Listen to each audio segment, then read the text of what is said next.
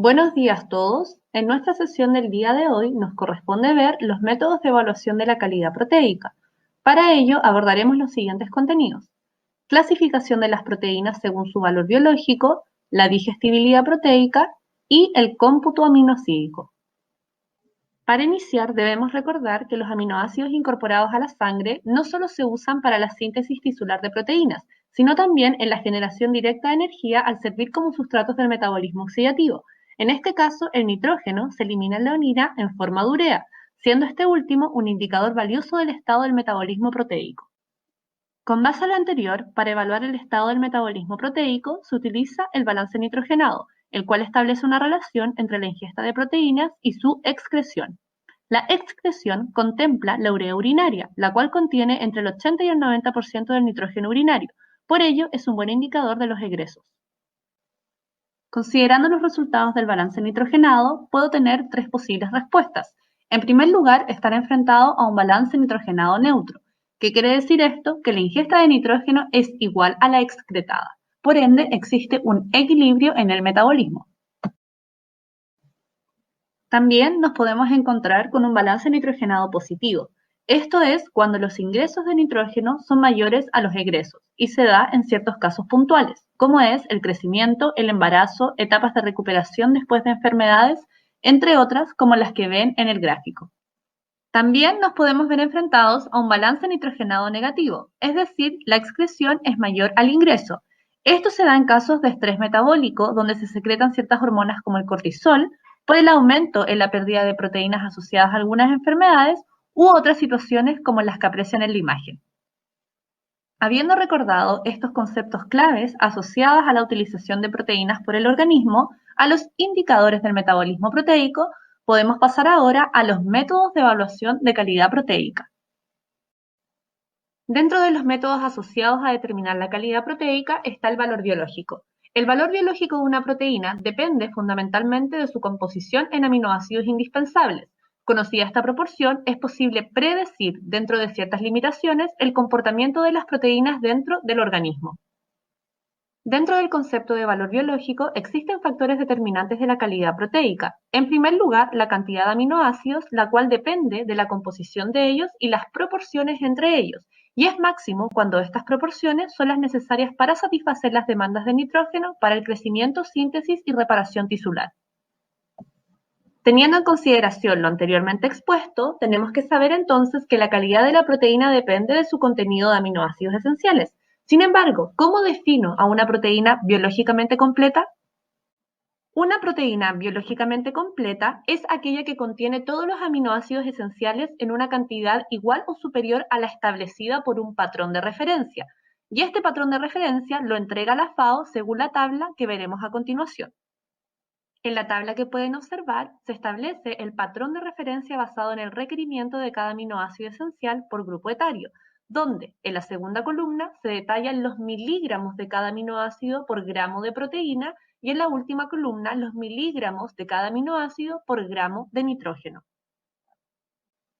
¿Para qué me sirve este patrón de referencia? El patrón de referencia me sirve para comparar la proteína que yo ingiero a través de la dieta en base a este valor que está estipulado y corresponde al valor inocuo de proteína según cada grupo etario para preservar las funciones básicas. Conociendo esto, debo saber que para hablar de valor biológico tengo que manejar dos conceptos importantes. En primer lugar, el aminoácido limitante, que es aquel que se encuentra en menor proporción que la establecida en la proteína de referencia. Y en segundo lugar, las proteínas biológicamente incompletas, que son las que poseen uno o más aminoácidos limitantes. En la tabla proyectada podemos ver la calidad proteica de algunos alimentos a través de dos indicadores, valor biológico y utilización neta proteica. El valor biológico máximo que una proteína puede adquirir es de 100, lo que lo cataloga como alto valor biológico. Por otro lado, el NPU es la cantidad de nitrógeno contenido en esa proteína que el organismo efectivamente ocupa. Entonces, ¿la calidad individual de una proteína será el único factor importante a considerar? ¿Qué pasa con aquellas proteínas que tienen un menor valor biológico? Para responder a lo anterior, entonces volvemos a recordar que la calidad proteica está determinada por la presencia de todos los aminoácidos esenciales, y cuando uno de estos falta, estamos hablando de un aminoácido limitante. Ahora, ¿cómo puedo mejorar yo la calidad de las proteínas cuando tengo aminoácidos limitantes en mis alimentos? Para mejorar la calidad proteica de aquellos alimentos con aminoácidos limitantes, utilizo la técnica de complementación proteica. ¿Qué quiere decir esta técnica? Que dos alimentos con aminoácidos limitantes diferentes se consumen dentro de la misma comida y estos se complementan generando una proteína de alto valor biológico.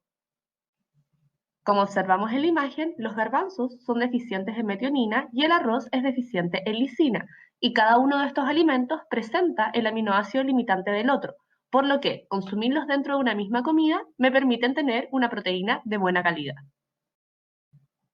Por ello, el valor biológico entonces mide la capacidad de una proteína de la dieta para cubrir las necesidades proteicas del individuo y establece una relación entre el aminoácido limitante y el aminoácido utilizado como patrón de referencia en la tabla anteriormente expuesta. De esta relación establecida por el valor biológico, yo obtengo un indicador que es el cómputo aminocídico, que establece la relación del aminoácido limitante que se halla en menor proporción en la proteína de un alimento con respecto al mismo aminoácido de la proteína de referencia. En la imagen proyectada vemos un alimento con dos aminoácidos limitantes. En primer lugar, debo identificar el primer limitante, que es aquel con mayor diferencia con respecto a su proteína de referencia. Para efectos del cálculo, debo dividir este primer limitante por los aminoácidos de la proteína de referencia y me entrega el cómputo aminocídico, que es 0,4. El valor obtenido tras el cálculo del cómputo aminocídico me permite conocer el score aminocídico, que es multiplicar el valor de 0,4 por 100 y me expresa este resultado en porcentaje. Este porcentaje define el grado de limitación de la proteína y recibe el nombre de score aminocídico. Con lo anteriormente expuesto, vimos uno de los factores que determinan la calidad proteica, que es el contenido de aminoácidos de los alimentos. Sin embargo, ¿existirán otros factores determinantes de esta calidad? La respuesta es sí. Según la consulta de expertos de la FAO, la digestibilidad es otro factor condicionante de la calidad proteica, y a esta hace referencia a que el nitrógeno ingerido a través de la dieta sea efectivamente absorbido y utilizado por el organismo, y se calcula obteniendo el cómputo aminocídico corregido por digestibilidad. En la imagen podrán ver el coeficiente de digestibilidad de algunos grupos de alimentos. Tal como se dan cuenta, difiere de aquel estipulado para el valor biológico. Para el huevo, el valor biológico era de 100 y su coeficiente de digestibilidad es de 97. Por ende, este último representa la cantidad de nitrógeno que efectivamente se utiliza. Al considerar la digestibilidad, obtengo un nuevo indicador que es el cómputo químico corregido por digestibilidad, que es el PDCA, según sus siglas en inglés. Este se obtiene multiplicando el cómputo aminocídico por digestibilidad. Para ello, se pueden apoyar del caso planteado en la diapositiva. Considerando que la digestibilidad es un factor importante al momento de hablar de calidad proteica, el PDCA constituye el método oficial para determinar este componente para la mayoría de los alimentos.